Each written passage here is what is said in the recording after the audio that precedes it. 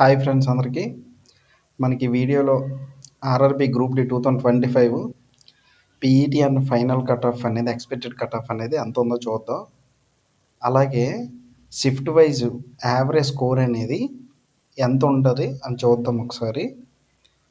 మనకి 60-70 మార్క్స్ వస్తే సరిపోతాయా పీఈటీ అండ్ ఫైనల్కి చూద్దాం ఈ వీడియోలో. ఇంకా ఎవరైనా మన ఛానల్ని సబ్స్క్రైబ్ చేసుకోకపోతే సబ్స్క్రైబ్ చేసుకోండి. ఇప్పుడు మనకి షిఫ్ట్ వైజ్ యావరేజ్ స్కోర్ అనేది చూద్దాం. అంటే చాలామంది అంటే కొంతమందికి ఒక 75, 80 ప్లస్ 90 దగ్గర కొంతమందికి వచ్చాయి. అందరూ అలాగే ఉంటుంది కట్ ఆఫ్ అనేసి అనుకుంటున్నారు. అలా ఉండదు.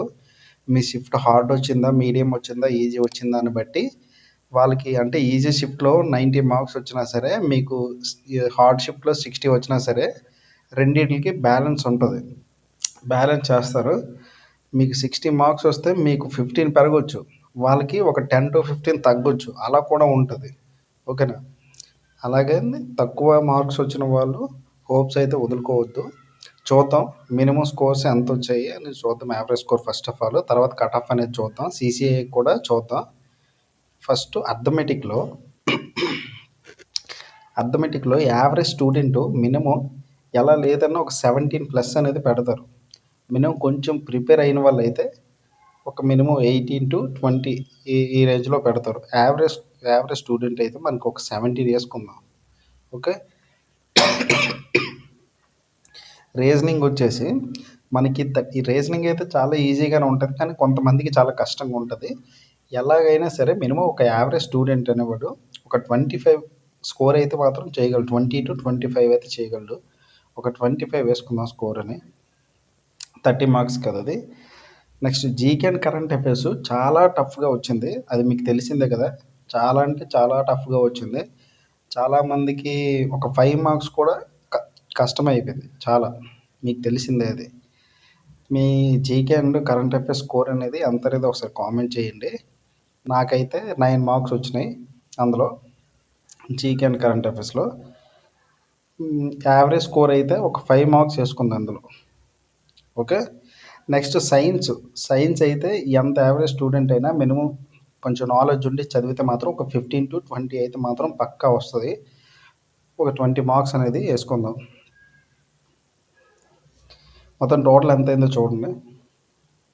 67 మార్క్స్ అయ్యాయి. ఓకే. 30, 50, 67 ఇది మినిమం ఒక యావరేజ్ స్టూడెంట్ చేయగలిగిన అటెంప్ట్. యావరేజ్ స్టూడెంట్ గెయిన్ చేయగలిగే స్కోర్ ఇది 67 కాకపోయినా ఒక మినిమం 60+ అనుకోండి. 60+ అనుకోండి. ఇది ఒక యావరేజ్ స్టూడెంట్ చేయగలిగే స్కోర్ అనమాట. ఓకే. ఇది ఈజీగా వస్తే ఒక 67 అనుకోండి. టఫ్గా వస్తే ఒక 60 ఈ రేంజ్లో ఉంటుంది. ఓకే. చాలామందికి 80లు, 85లు, 75లు అలా వచ్చాయి.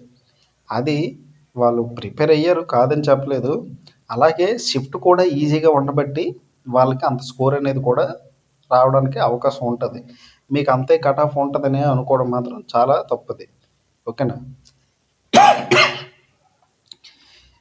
ఇప్పుడు వాళ్ళకి ఒక 75 వచ్చింది అనుకోండి, మీకు 60 వచ్చింది అనుకోండి. మీది హార్డ్ షిఫ్ట్ అయితే ఖచ్చితంగా మీకు స్కోర్ అనేది ఒక 10 మార్క్స్ దగ్గర పెరిగిపోతాయి. వాళ్ళకి ఒక 5-10 మార్క్స్ అనేవి తగ్గడానికి అవకాశం ఉంటుంది. అలాగా ఇద్దరికి బ్యాలెన్స్ చేస్తారనమాట. ఓకే. నార్మలైజేషన్లో.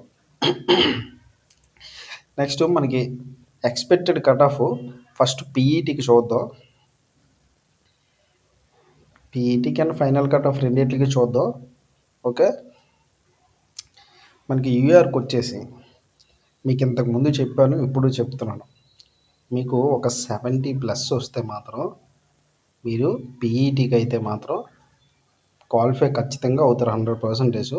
మ్యాక్సిమం ఒక 2 మార్కులు అటు ఇటుగా ఉంటాయి. 70+ వస్తే పీఈటీకి అయితే మాత్రం పక్కా క్వాలిఫై అయిపోతారు. మీకు ముందు చెప్పినట్టుగా ఒక 4-5 మార్క్స్ అనేవి మీకు కొంచెం ఎక్కువగా ఉంటే మీరు ఫైనల్ మెరిట్లో ఉండే అవకాశం ఉంటుంది 100%. ఎందుకంటే పీఈటీ మీరు క్వాలిఫై అయితే పీఈటీ క్లియర్ చేసిస్తే మీకు జాబ్ వచ్చినట్టు కాదు. ఓకే. అది మైండ్లో పెట్టుకోండి. పీఈటీ మీరు క్లియర్ చేస్తే మీకు జాబ్ వచ్చినట్టు కాదు. ఓకేనా? మీకు ఒక 75 దగ్గర వస్తే ఫైనల్ కట్ ఆఫ్ ఇది. ఇది ఫైనల్, ఇది పీఈటీ కట్ ఆఫ్. ఇది పీఈటీ. సారీ, ఎలా ఉన్నాయండి, పర్లేదు. ఇది పీఈటీ కట్ ఆఫ్, ఇది ఫైనల్ కట్ ఆఫ్. నెక్స్ట్ ఓబీసీకి ఒక 67 ప్లస్ వస్తే మీరు పీఈటీకి అనేది క్వాలిఫై అయిపోతారు. మీకు ఒక 72 ఈ రేంజ్లో వస్తే మాత్రం మీరు ఫైనల్ మెరిట్లో ఉండే అవకాశం ఉంటుంది. నెక్స్ట్ ఈడబ్ల్యూఎస్ అయితే ఒక 65 ఈ రేంజ్లో ఉంటుంది. 65 ఈ రేంజ్లో ఉంటుంది. మీరు ఒక 69, 70 దగ్గర వస్తే మాత్రం మీరు ఫైనల్ మెరిట్లో ఉండే అవకాశం ఉంటుంది అన్నమాట.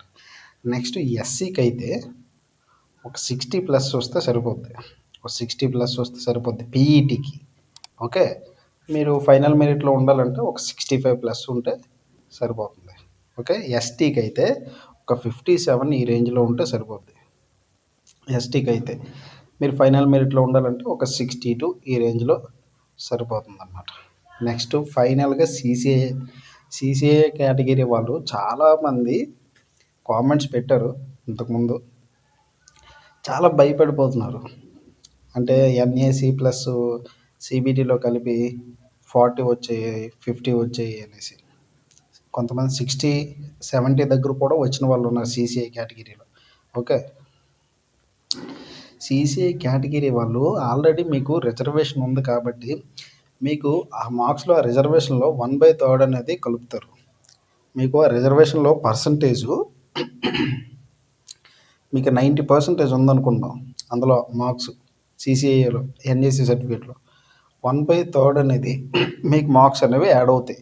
అంటే ఎన్ని మార్క్స్? ఇక్కడ 30 మార్క్స్ యాడ్ అవుతున్నాయి. ఓకేనా? అలాగే మీకు సిబిటీలో మీకు ఎన్ని మార్క్స్ వస్తే అన్ని మార్క్స్ యాడ్ చేసారు. ఓకేనా? సిబిటీలో మీకు ఒక 60 మార్క్స్ వచ్చాయి అనుకుందాం. ఓకే, ఇందులో 2/3 అనేది మీకు యాడ్ చేస్తారు. ఓకే, అంటే ఎంత? 40 మార్క్స్. ఎంత అయింది? ఇక్కడ 70 మార్క్స్ అయ్యింది. మీరు 60 అనేసి నార్మల్గా చెప్తున్నాను మీకు తెలియడం కోసం. 60 మార్క్స్ కాకపోయినా అట్లీస్ట్ ఒక 40-45 మార్క్స్ తెచ్చుకున్నా సరే ఏంటి, ఇప్పుడు ఒక 45 మార్క్స్ అనుకుందాం. అందులోని సిబిటీలో 45 మార్క్స్ అంటే 2/3 ఎంత అవుతుంది? 30. ఓకే, 30, ఇది ఒక 30, 60 మార్క్స్ దగ్గర అవుతుంది. ఓకేనా?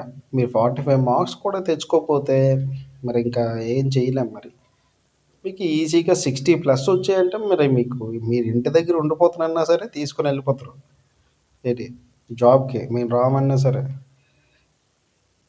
అలాగ ఉంటుంది అన్నమాట సీసీఐ. ప్రెసెంట్ అయితే సీసీఐకి మనకి యూఆర్కి వచ్చేసి సీసీఐ ఒక 50 ప్లస్. అంటే మీకు పీఈటీ ఉండదు, final direct cut off 50 plus ఉంటే మీకు ఖచ్చితంగా వస్తుంది. ఓకేనా? ఓబీసీకి వచ్చేసి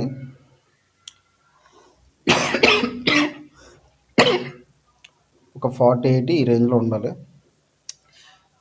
నెక్స్ట్ ఎస్సీకి వచ్చేసి ఒక 43 ఈ రేంజ్లో. ఈడబ్ల్యూఎస్కి వచ్చేసి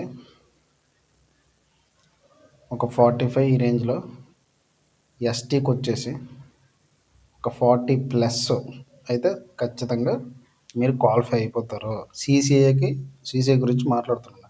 అది మన సికింద్రాబాద్ అని కాదు, మ్యాక్సిమం సికింద్రాబాద్, చెన్నై, భువనేశ్వర్ ఈ రేంజ్లోనే ఉంటాయి కట్ ఆఫ్. 1-2 మార్కులు అయితే కొంచెం డిఫరెన్స్ ఉంటుంది తప్ప మరి అంత ఎక్కువ డిఫరెన్స్ అయితే ఉండదు. ఈ రేంజ్లోనే ఉంటాయి మ్యాక్సిమం మన Secunderabad, Chennai and Bhubaneswar. Okay, CCI category ఇదన్నమాట. ఓకే, నెక్స్ట్ పీఈటీ, అదే రిజల్ట్స్ పీఈటీ ఎప్పుడు అనేసి చూద్దాం. మనకి ఇప్పటికే చాలా లేట్ అయిపోయింది. ఎప్పుడు November 17th నుంచి ఎగ్జామ్స్ అనేవి జరిగాయి. మొన్న February 10 వరకు.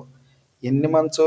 నియర్లీ దగ్గర ఒక 2 months అబౌవ్ 3 months దగ్గర జరిగాయి. మినిమం గ్రూప్ డి ఏదైనా సరే ఒక 1.5 మంత్ 1 మంత్ ఇలా జరుగుతాయి. ఇది 3 మంత్స్ దగ్గర జరిగాయి. ఇప్పటికే చాలా లేట్ అయిపోయింది. కాబట్టి ఈసారి అయితే మాత్రం కొంచెం తొందరగానే వస్తుంది రిజల్ట్ అయితే మాత్రం. మనకి రిజల్ట్ అయితే మాత్రం ఖచ్చితంగా ఏప్రిల్ ఎండింగ్లో అయితే మాత్రం ఏప్రిల్ ఎండింగ్ లోపు, ఓకేనా, ఏప్రిల్ ఎండింగ్ లోపు అయితే మాత్రం ఖచ్చితంగా ఉంటుంది రిజల్ట్ అయితే. నెక్స్ట్ పీఈటీ అయితే మాత్రం మీకు మీ చాలామంది యూట్యూబ్ ఛానల్స్లో చెప్తున్నారు ఒక 40 డేస్ ఇస్తారు, 30 డేస్ ఇస్తారు పీఈటీకి అని. అంత అయితే మాత్రం ఇవ్వరు ఎట్టి పరిస్థితుల్లో. ఒక 20 to 30 డేస్ లోపే, ఒక 20 to 30 డేస్ లోపు, ఈ లోపే ఇస్తారు మీకు టైం అనేది. కాబట్టి ఇప్పుడు నేను చెప్పాను కదా స్కోర్స్, ఎవరివైతే ఆ స్కోర్స్ దాటి ఉన్నాయో ఖచ్చితంగా వాళ్ళైతే మాత్రం ప్రిపేర్ అవ్వండి పీఈటీకి. యూఆర్ నాకు 65+ వచ్చిందన్న నేను ప్రిపేర్ అవ్వద్దా అనేసి అంటే అవ్వండి, పర్వాలేదు. మీ షిఫ్ట్ మీకు హార్డ్ అనిపిస్తే మాత్రం మీకు 65 వచ్చాయంటే మీకు ఖచ్చితంగా 5 to 10 మార్క్స్ దగ్గర దగ్గర మీకు ఇంక్రీజ్ అయిపోతాయి. ఓకే, మీరు క్వాలిఫై అయ్యే అవకాశం అనేది ఉంటుంది. మీ 65+ వచ్చినా సరే ఖచ్చితంగా మీరు అవ్వండి, పీఈటీకి అయితే క్వాలిఫై అండి. ఏమో చెప్పలేము, ఒకవేళ నార్మలైజేషన్ అండ్ కట్ ఆఫ్ అనేది ఎప్పుడు ఎక్స్పెక్ట్ చేయలేము. కానీ ఏదో మన సాటిస్ఫాక్షన్ కోసం అలా కొంచెం అనలైజ్ చేసి ఎక్స్పెక్ట్ చేసి అలా చెప్తున్నాము. లాస్ట్ టైం సికింద్రాబాద్కి ఇంతకుముందు ఒక 68 ఎంత ఉండేది అంతకుముందు 2018-19 అప్పుడు.